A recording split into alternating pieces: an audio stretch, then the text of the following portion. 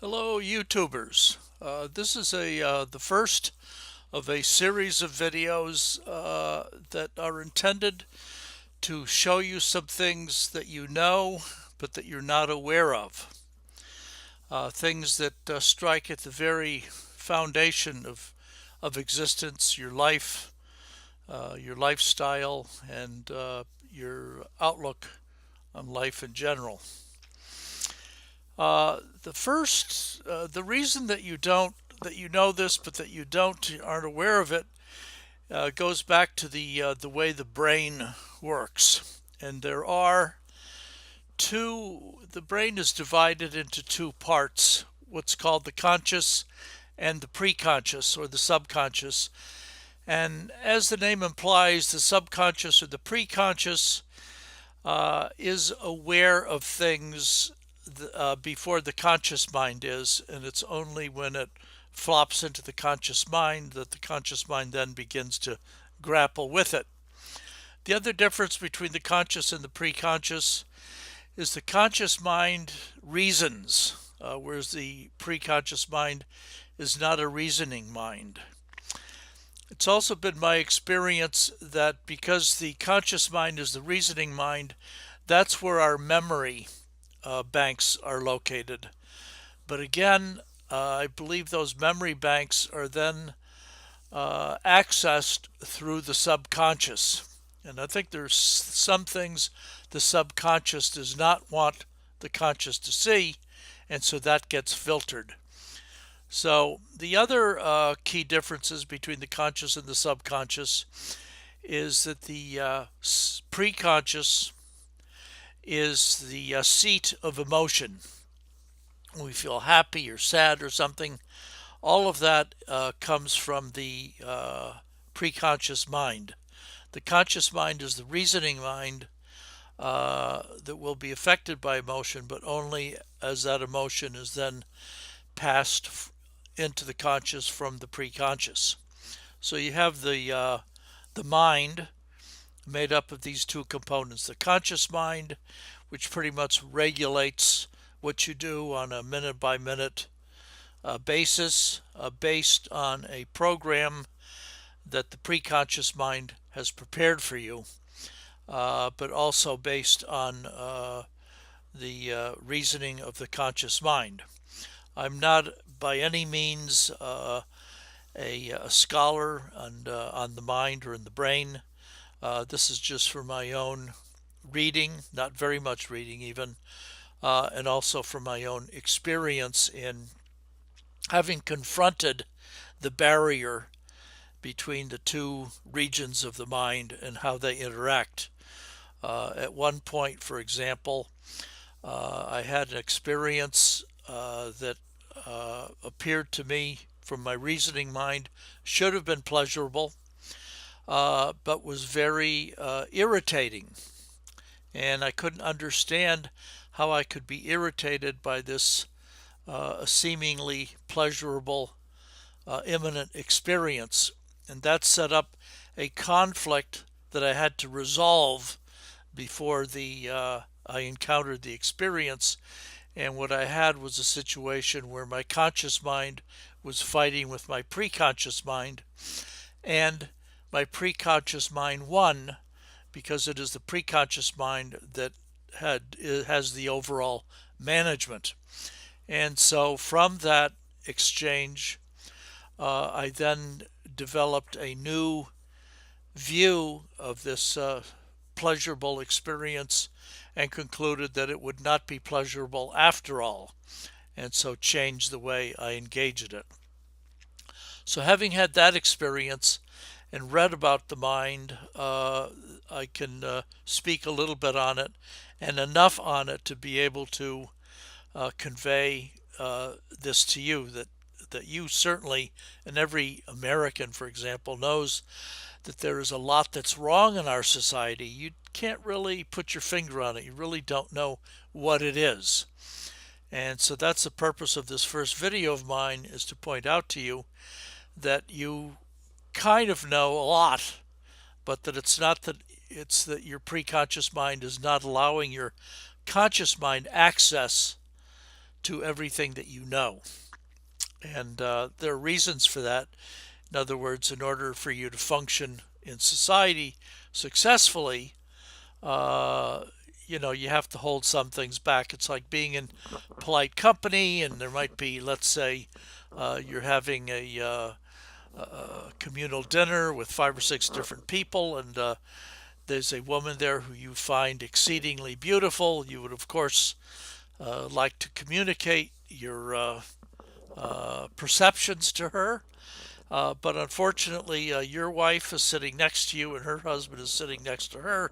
So this would be very inappropriate behavior. Of course, would change the course of the entire engagement. So for that reason, you do not enunciate what it is that you're feeling.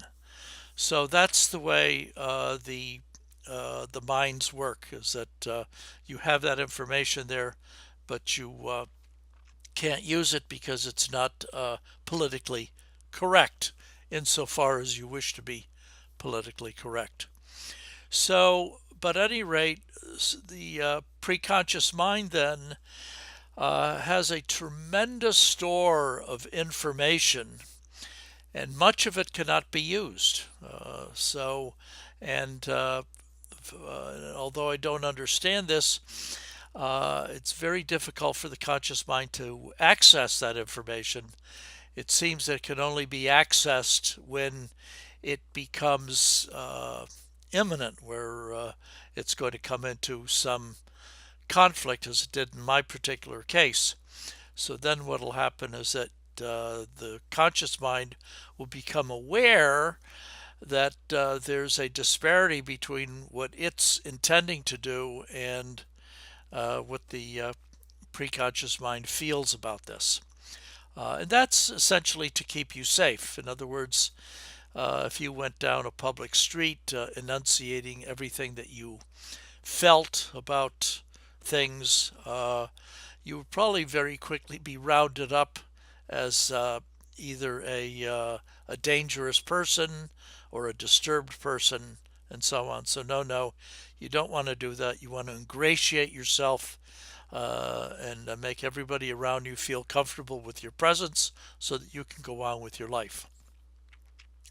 However, the problem with that is that if life is not unfolding in a very good way, and if everybody is just ignoring it, then that doesn't get us very far either. And that is precisely the condition that we have in the United States today, is that we read about these horrific events, and yet nobody responds. And the reason they don't respond, of course, is that they don't have a formula for calculating out how their response would play out. For example, recently a gentleman was asked to remove himself from a United Airlines flight which had been overbooked, and a seat was needed for a critical passenger. I think it might have even been a United employee that needed to be at another location. And this man, claiming to be a doctor, stated that he absolutely had to be on that flight to attend to his patients, refused to get off the plane. Security was then called. I believe 3 security types then went and engaged this gentleman and removed him against his will forcibly from the plane. And it was kind of implied that everybody on the plane objected to this, thought it was being very poorly handled, and so on. And yet, even while this man was being manhandled by only 3 people out of a plane with well over 100 people on it, nobody objected to this, or at least objected very strenuously. And so these security types were able to forcibly, and there was blood involved where the guy was banged up a bit, but all without any complaint for the adjoining passengers. And this speaks to then, says a lot about American society, that people can have going on in their midst, things that they clearly disagree with, things that are clearly wrong in any ethical formula that you would want to apply to them, and yet they go on undisturbed. And Paul Craig Roberts calls this the insouciance of Americans. Insouciance is not quite right, because what that would mean is that the Americans are just unaware, whereas the passengers on this flight were very much aware of what was going on. They were just kind of um, uh, kind of hypnotized, that they just were frozen and they couldn't do anything. Okay, part of that is because all of that is all locked away in the preconscious, and the preconscious, as we've just discussed, is not the reasoning mind. It's the seat of the emotions. And we need emotions because every time we encounter an event that we're uncomfortable with, that makes us happy or makes us angry, we don't have time to think about it. Gee, is this an event that should make me happy or sad? We just respond to it. And so that's the job of the preconscious mind, is to tell the conscious mind, it's time to laugh. This is a funny thing that's going on, or time to cry. This is a sad thing, or this is a terrible thing that's going on. You have to feel bad about it. So it's an emotional response, but it's not a thought out emotional response. By and large, the American public has been gradually anesthetized, and so that even events like this can't even be thought of very critically. And the reason for that is this kind of mass American anesthesia which is going on. And so the idea is, however, that the anesthetic is of only temporary utility, enough to keep the people from objecting to what's happening to this man, but it's not enough to entirely uh, pacify the American public forever. And the key to that, to unlocking the uh, the need for the American public to act and live in an ethical world, is to understand how this material is locked away in the preconscious and how that works. And so, and what's locked away in the preconscious is, of course, all of the things that are going on, the brutality, for example, on this United Airlines flight. And there's just an aggregation of all of these acts that has turned the United States into, essentially, at least at the administrative and governmental level, as a rogue state. I don't think too many people could disagree with that. So the first point I want to make is that the way the mind works is that the conscious mind just processes whatever it sees and hears and smells, and so that's life in the present as it is, and that tends to set the frame of reference. And then that information then eventually makes it into the preconscious mind. So you have kind of a reverse information flow into the preconscious mind, and the preconscious mind then sorts that out into what's useful and what isn't. And I suppose that what isn't useful then gets forgotten. But the point of this is that in reality, life today, on a minute by minute, hour by hour, day by day basis, is a distortion from what life should be. In other words, if we have totally organic, natural life, life would be much different than it is right now in the United States. And the reason for my introduction uh, with the Ave Maria and the Reims Cathedral and the passing reference to Joan of Arc, is that that cathedral you see there, which happens to be Reims Cathedral, it could be any cathedral, is something that could not happen today. I use that introduction to really shake up your consciousness because as you watch that, you might be wondering, gee, uh, why is it that we don't have any new cathedrals? Why could not a cathedral like that be built today in my town? And there are several dimensions to this question. First of all, as you look at those pictures of Reims Cathedral, both the interior and the exterior of it, you will note that, first of all, it's an extraordinarily grand edifice. The other thing that you would note about it is that in the whole universe of cathedrals, it's nothing particularly special. It's a wonderful cathedral, but in the world of cathedrals, it's one of a number. So this seems to indicate that there was a time when this cathedral, as wonderful as it is, would have been thought of as a wonderful thing, but not all that unusual. But if somebody were to build a cathedral like that today, anywhere in the world, people would think, wow, there's something going on there that I just don't understand.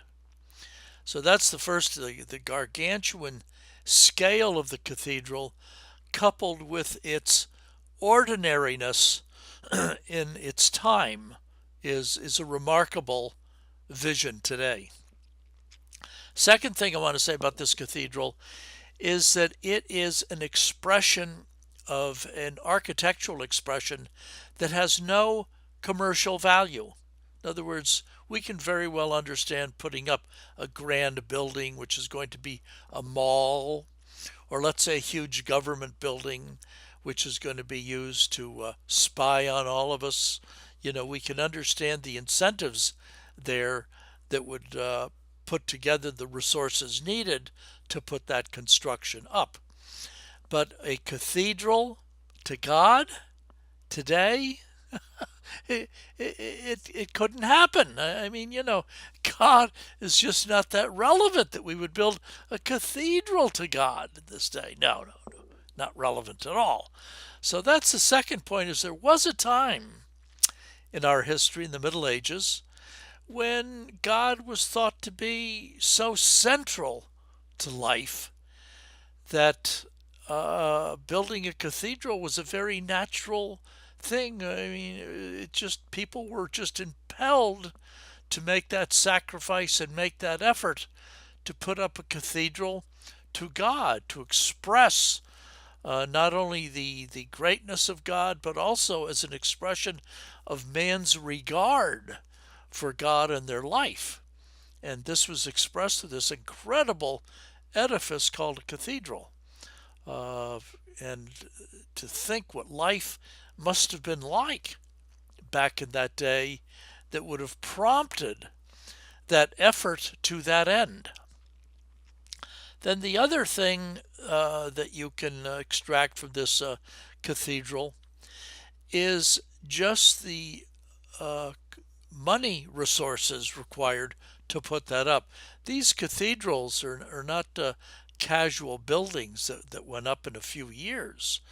Some of them took hundreds of years, which speaks to not only the high level of organization and continuity, but also the tremendous amount of money that was needed and the skills needed in order to make this happen. It was just an incredibly costly and all-encompassing affair in a community. So this is a very, very big thing. And it speaks also to the wealth of the people. I mean, we tend to think of the Middle Ages as serfs laboring in the field, but this clearly is not the case when you see these cathedrals. This cathedral is much more than just a few wealthy lords of the manor could afford to put up. No, this cathedral can only come about through the combined wealth of the masses. And in order to aggregate the combined wealth of the masses have to have discretionary income. And that's exactly what these cathedrals uh, imply, is that there was wealth. And so what you have is an example of an organic economy where the natural orders of things is that the people are working, and through their work they create great wealth, and that this wealth, a portion of it only, not all of it, a portion of it, is devoted to the recognition of God in their life. And this is done through the construction of this incredible cathedral, which says a lot about the people, a lot about the times, a lot about God in their lives, a lot about architecture, a lot about labor, and then a lot about the way money was used at the time, and also the wealth that was created by the labor of the masses, and how sufficient surplus of that wealth was developed to be able to finance such an incredible structure as these cathedrals.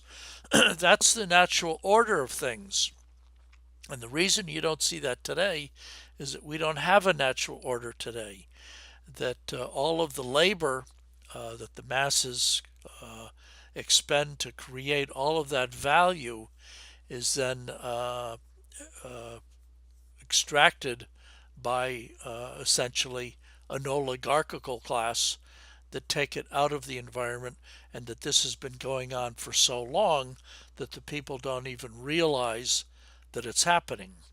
So what they see is that they're increasingly paid a much smaller wage for the labor that they do. Increasingly, the labor that they do has been exported to other countries, like to China, and so that the people here are actually very poor. I mean, the idea of putting up a cathedral in, say, smaller city like, well, let's say Indianapolis, for example, it'll have many fine churches, but the idea of putting up a cathedral like that is just off the charts. Or let's say Omaha, Nebraska, or even Lincoln, Nebraska. It just couldn't happen. Not only for the failure to develop wealth um, at the working people level, but then to think that they have the time even to worship God. I mean, they're too busy working, and this is not the natural order of things. The organic order of things, the wealth that comes out of the ground, that comes out of man's hands, is an incredible amount of wealth.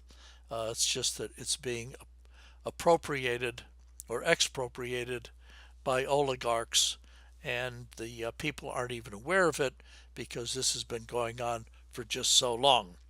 So that's the purpose of this first video. Thank you very much for tuning in. And again, uh, adieu to all you YouTubers. Thank you.